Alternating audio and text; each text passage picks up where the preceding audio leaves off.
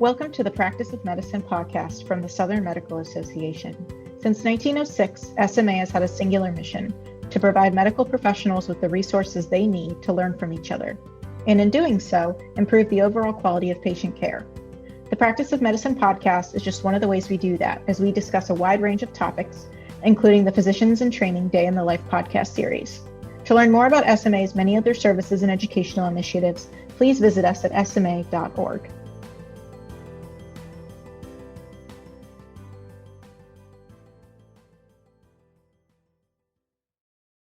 It is estimated that 37 million American adults have chronic kidney disease, also known as CKD, and millions of others are at increased risk. In part 2 of this multi-part podcast series, Dr. Benjamin Broom, a nephrologist with Nephrology Associates in Birmingham, Alabama, is joined by Dr. Elizabeth Edwards and Dr. Donald DiPette, both of whom are on faculty in the Department of Internal Medicine at the University of South Carolina in Columbia. They will detail what chronic kidney disease is, as well as some of the causes and conditions that can lead to it.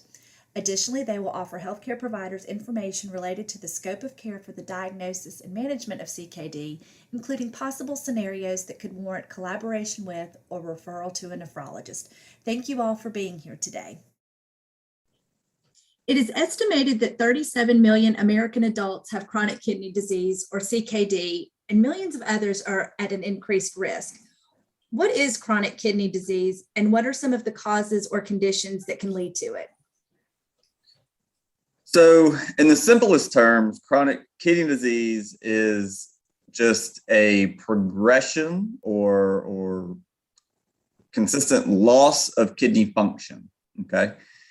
As I think I got into last week, the primary function of our kidneys is to clean our blood and to filter our blood. And there are a number of laboratory factors that we follow that are tools that give us an indication of how well the kidneys are doing that primary job. That is creatinine, and then by calculation, a GFR, glomerular filtration rate. And so chronic kidney disease is the scarring, damage, injury that can occur in the kidneys that is then reflected by abnormalities in those laboratory values. It's typically defined as a 3-month persistent loss of kidney function. Often we consider chronic kidney disease or classify chronic kidney disease as a permanent loss or damage or scarring. And that can happen at a quick rate or a relatively slow rate. But just in basic terms, it is scarring and injury that's occurred in the kidneys that, as a result, prevent them from doing their job as efficiently as they otherwise would. Are there particular patient populations that are at higher risk for chronic kidney disease? There definitely are. And I think we hit on this in the introduction, but to reiterate, the number 1 and 2 cause of kidney disease, chronic kidney disease in this country, are high blood pressure and diabetes. Again, to reiterate, the kidneys are little more than bags of blood vessels. So all of those disease processes that are hard on blood vessels, almost without failure, are the same ones that will risk scarring, damage, injury to the kidneys that result in chronic kidney disease. Ben, this is Don DiPette. Is it inevitable, if one is diagnosed with chronic kidney disease, that they will eventually end up on something like dialysis? It's not absolutely guaranteed at all. I am surprised on a daily basis that some patients that have these diseases and some patients that have very poorly controlled diseases like high blood pressure and diabetes show with time very little progression in kidney disease or evidence of kidney disease. There are also patients who have fairly well-controlled diabetes and hypertension and other risk factors that tend to have a very rapid decline in their kidney function, and then everywhere in between. So there's absolutely, although we harp on these patients that we really need to focus on these risk factors, I make no guarantee that even with ideal control, that with time we don't see that the kidneys show progressive damage and disease process. I can tell patients that your best chance to have as slow progression or little progression as possible is to control these things. But there is in no way a guarantee that in doing so, that it means they'll never be on dialysis. And in the same breath, these patients that have extremely controlled risk factors, I can tell them that they are at very high risk, that we're having a conversation about them needing dialysis one day. But there are times where I'm surprised, and every time we see each other, that things aren't that worse. But we do know that the likelihood of continued progression in kidney disease or rapid progression in kidney disease is mostly related to how well these things are controlled. And just kind of a follow-up question. Are there any lifestyle modifications that you would recommend to delay the progression of chronic kidney disease? All of my recommendations for lifestyle are based on modifying those underlying medical conditions and doing things to control those as best as possible. I often get asked, well, what diet can I eat? What do you recommend as far as my nutrition goals, these sorts of things?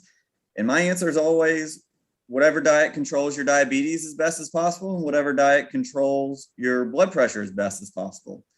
These are often for our diabetic patients, low glycemic diets. So limited in simple and complex carbohydrates, higher in fresh fruits, vegetables.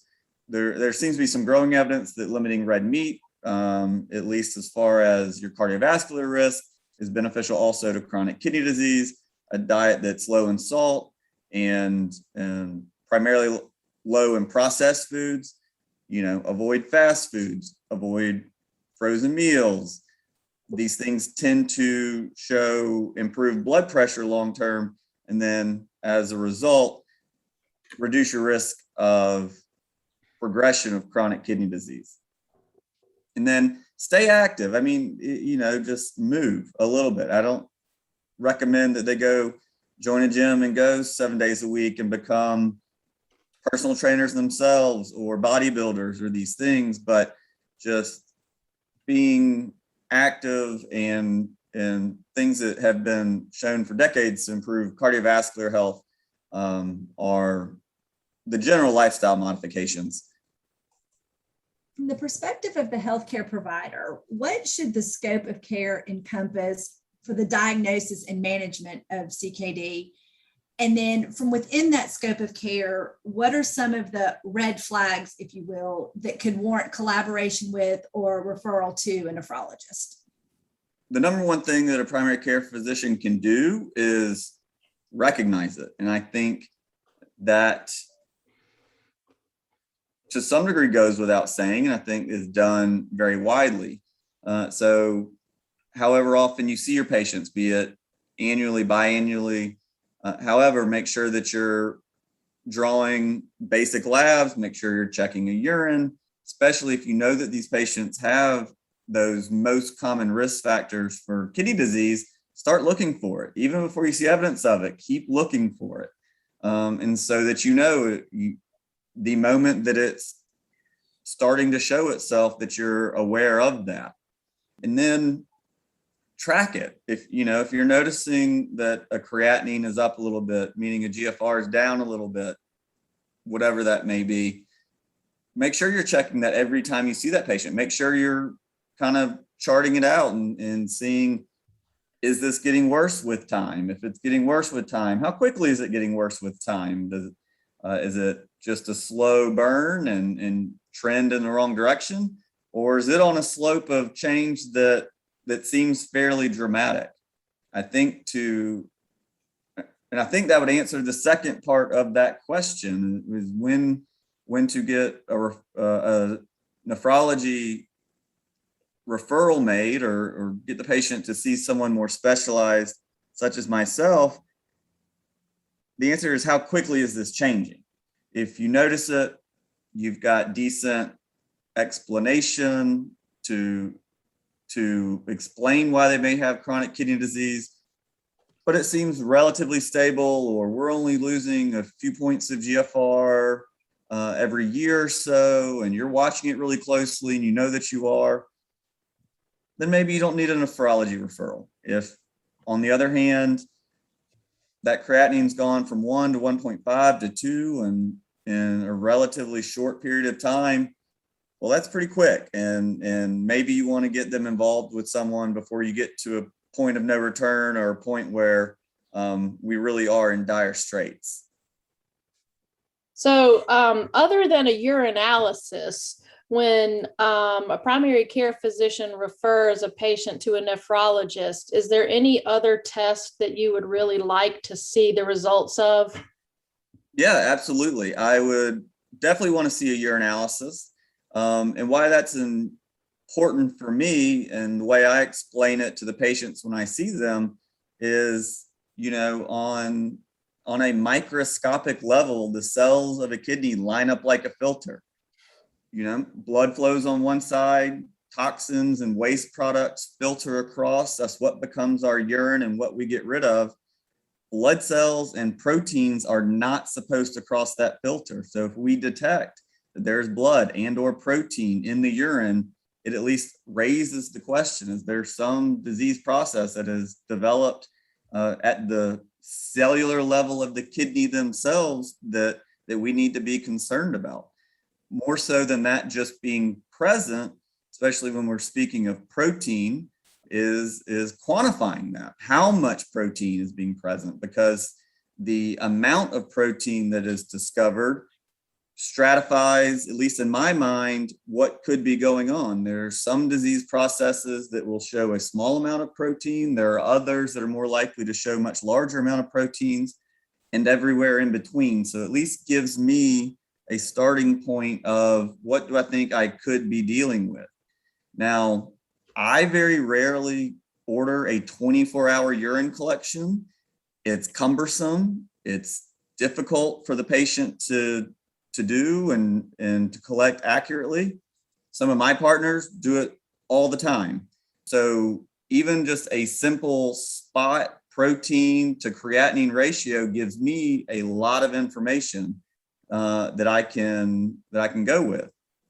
There are also some diseases that will show very, very little amount of protein on a urinalysis, but when you do a protein to creatinine ratio or a 24-hour urine, if you choose to go that route, shows a tremendous amount more of protein. Okay, and that tells me that, okay, something else is going on, and puts my mind in one of these categories, or thinking about these certain specific diagnoses that I might want to go further into. Another just good test that, if it's available in your community, is a renal ultrasound. Okay, I get one on every new patient, just about. I want to see if there's any anatomical explanation as to why a person's kidney function based on creatinine and GFR on a lab test is not where I think it should be. And you'd be surprised how many times it comes back and shows that there's a clear obstruction on one or both kidneys that, we wouldn't know was there otherwise. That's an easy explanation as to why kidney function is suddenly a good bit worse than I'm used to seeing it. In our older gentlemen, especially, that may be at risk for BPH and bladder outlet obstruction due to prostate enlargement, I ask the radiologist to make sure they do, a post-void residual. Tell the patient, hey, make sure you go pee right before they do this test, because if your prostate's enlarged and you don't know it, and you're retaining a large amount of volume in your bladder, well, that could be fixed potentially with just a medication or some other, assistance from urology. If there's a mass or a cyst that potentially is contributing to some kind of blockage, these things are easily picked up with a very non-invasive imaging. So a urinalysis, a spot protein, creatinine ratio, which is easy to obtain by any lab, and a renal ultrasound, if you have imaging nearby and at your disposal, those are easy tests that you can do even in the moment you make the referral. Make the referral, order those tests, fax the results over. I've already done half the visit at that point. Even if there's not much, even if we find the answer in that, I can explain to the patient why that was done. Now we have a good answer because of these tests, what was going on. I don't need and wouldn't feel that it's with the responsibility of the primary provider to send exhaustive, serologic workups. I don't need you going looking for lupus or ankylosing or all that's on me to do. And when I think appropriate based on a basic workup, but those simple urine tests and imaging is extremely beneficial when they come on the first visit. Ben, you mentioned measuring the creatinine and the GFR. Almost all of us now, when we do measure creatinine, we do get back an estimated GFR or glomerular filtration rate. And Sure. That is very, very helpful. But when I see on our reports, there's a racial difference between the estimated GFR, whether you're black or you're white. At least Yes. That's one dichotomy. And I've been reading that there's a little bit of controversy or increasing controversy now whether we should use racial differences in GFR. If I got this right, our black individuals have higher estimated GFRs than our Caucasian or white individuals. And I've been reading that maybe that's something that we should probably do away with and treat everybody's GFR alike. What's that all about? Yeah, so it actually is a fair question. And I'm glad you brought it up. I will preface this by saying that I think that these calculations were developed before I was even born, definitely before I chose the field of nephrology. And I actually had this conversation with a former attending and colleague of mine who I respect very much and is very much involved in research and in nephrology academia. And when these calculations that give us these estimated GFRs were made, they had a very large patient pool and population, and the evidence seemed to show that in general and across the board, an African American population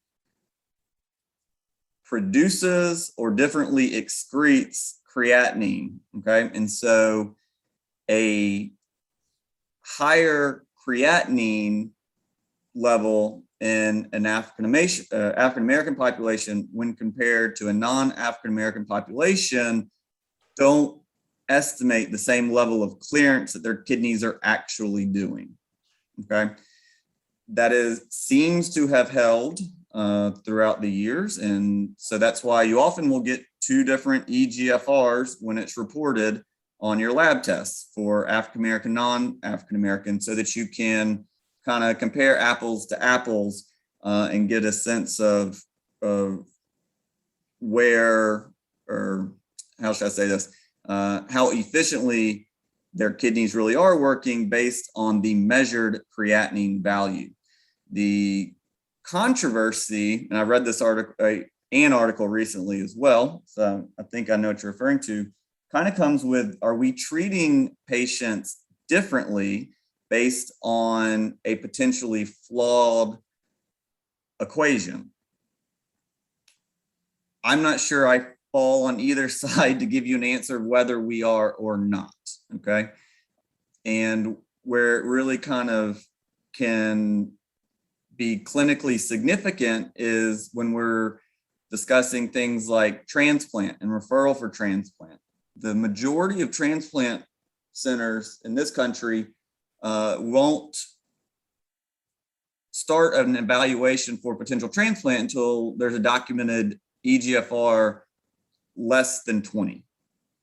Okay, and so if you've got a patient who's African American and their GFR is 22 based on a creatinine of 2.5, and you have a non-African American patient who has an eGFR of 18 with the same measured creatinine of 2.5, that non-African American patient will be put in the pipeline for transplant evaluation and potentially receive a transplant sooner based on the same measured serum creatinine. But does that mean that they truly have the same percentage of kidney function? And historically, we say, no, the non-African American patient, it actually has less kidney function despite the same measured creatinine value. This is up for debate. And like I said, I'm not in any way, well-read or up to date on how that debate is going, okay?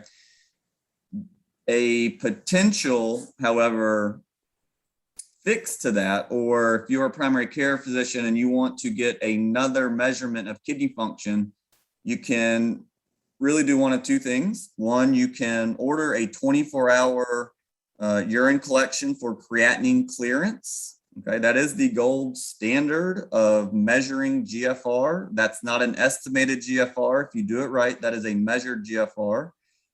Or less commonly, there's a new lab indicator called cystatin C. Okay. The problem with creatinine, even though it is what we go to as our laboratory value to measure kidney function, is that creatinine is both filtered and secreted, right? So it can be a little iffy as to how 100% accurate it is in estimating or measuring a glomerular filtration rate. Cystatin C seems to be more accurate across more age groups and across more racial divides. It's not a lab that is as readily available, and it is also a lab that, because it's new, is going to be more expensive, all right? I get into situations where, for whatever reason, I just do not trust that a measured creatinine for a particular patient is giving me a true representation of what their GFR is. And in those patients, I will often order a creatinine, a 24-hour urine for creatinine clearance, and a cystatin C all at the same time. And I will compare what the GFR, what the measured percentage of kidney function is between all three of those. And I will usually side with the two that are the closest in numerical value, whether that's low or high. And again, it's a handful of patients, but I've got some that I just don't trust a creatinine. Like, I just don't. And I don't have a good explanation all the time, but I just don't. And so there are a couple of other lab avenues as far as lab tests go to get a second opinion, so to speak. Interesting. Now that a patient has been referred to you as the nephrologist for potential CKD, what are possible diagnostic and therapeutic next steps? I know you kind of touched on this recently just in this conversation, but what are some of the other things that the patient could expect now that they are referred to the nephrologist? So the first thing that I do is take a good medical history and physical. I look at those basic workup tests that we talked about, some simple urine studies, some imaging, and then I sit back and I ask myself, does this make sense to me? Okay, is this a patient who's in the right age group, who has long-standing history of high blood pressure, diabetes? Do they have a degree of proteinuria, if it's found, that seems to be reasonable given their medical history? Or is there stuff that's showing up that doesn't fit that? Why a urinalysis is really important, I don't expect to see blood in a urinalysis in a patient that is having kidney disease primarily or solely due to high blood pressure and diabetes. That's not normal, okay? So if they're coming to me despite a history of high blood pressure and diabetes, but I'm seeing a decent amount of blood in their urine and their level of protein is also pretty significant or outside of the scope of what I would otherwise expect, my mind then shifts, well, I've got to start thinking of something else. I need to start thinking of some of these less common, but potentially much more severe and rapidly progressing kidney diseases that can pop up in any population. And so that may give me impetus or reason to order a much larger set of blood work that is appropriate for that particular patient that I would not otherwise think was appropriate to order on another patient. Okay. And again, those potential diagnoses, autoimmune diseases, lupus being specific, ANCA vasculitis, anti-GBM disease. Is there suggestion of concern for multiple myeloma or hepatitis associated diseases? There's a long list of things that are not common but do happen, and it's my job to pick up on the clues that there's something else that may be going on. And so if I have any of that concern, it very well may lead to, again, a much larger collection of blood tests that other people wouldn't necessarily order or think to order. And if there's still some concern that something is being missed, that there's a diagnosis that has not been made yet, often the only time to make that diagnosis is with a kidney biopsy. And I need tissue sample, and I need to send it to pathology, and I need to have them stain it appropriately and look at it under a microscope and call me and tell me, this is it. I have your diagnosis.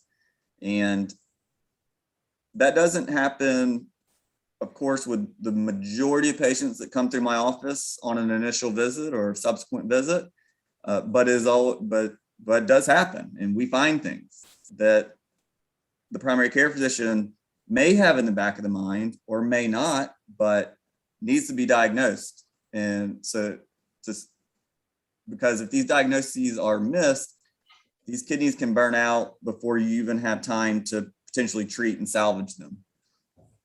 Dr. DiPette or Dr. Edwards, do either of you have any other thoughts or insight, questions? I don't, Jennifer. I'd like to commend Ben for such a nice but brief overview of the possibilities, whether they're common or rare. So I will just leave it at that. Yeah, I'm good. Thank you. Are there any final thoughts, words of wisdom you would give to healthcare providers as they look for CKD in their patients? I know we've touched on a lot of things tonight as we've discussed this, but just a kind of takeaway message. Is there anything you would like to share? There is actually, because I thought about this after our introduction. I think the question was along the lines of, do you have a good rule or standard when a primary care physician should refer a patient or not refer a patient? I want to reiterate that if you have a question and you want the input of a nephrologist, send the referral. That's not inappropriate. But as far as at what level, when you feel like you have a good grasp of the patient and you have good reason that they're showing evidence of chronic kidney disease, and even with progression, what's your threshold? I kind of made this up laying in bed one night. And if someone else has said it before, they can have credit, but I don't think I'm copywriting it. But I felt that if you take a patient's age and subtract that from 100, if their GFR is below what that number is probably a decent time to refer the patient. So for example, if you've got a 50-year-old who may or may not have high blood pressure, diabetes, or other risk factors, and their labs now show that their GFR is estimated to be below 50, that's probably an appropriate referral. If you've got a 70-year-old and they've got the same risk factors and you've been kind of watching this and it's been slow burn and progression, you have no other concern that something more serious may be going on, maybe 30 a GFR of 30 or below is a good threshold to finally send them to a nephrologist, or at least gives you a close estimate of what's appropriate or inappropriate. You know, an 80-year-old with a GFR of 20, that's probably okay too, right? It's taken them a long time to get there. And if it's just to have the conversation and talk to them and not do anything else on my end, that's probably good timing on that. So that's not set in stone, but at least a start as a guideline. That's like a great guideline. Good to know. Absolutely.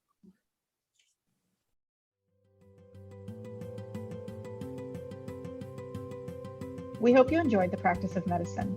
For more episodes in this series or SMA's The Business of Medicine podcast, go to sma.org/podcasts or subscribe to us on iTunes, Google, Spotify, or wherever you get your podcasts. For more information about SMA's positions and training, please visit sma.org/PIT. And thank you for joining us.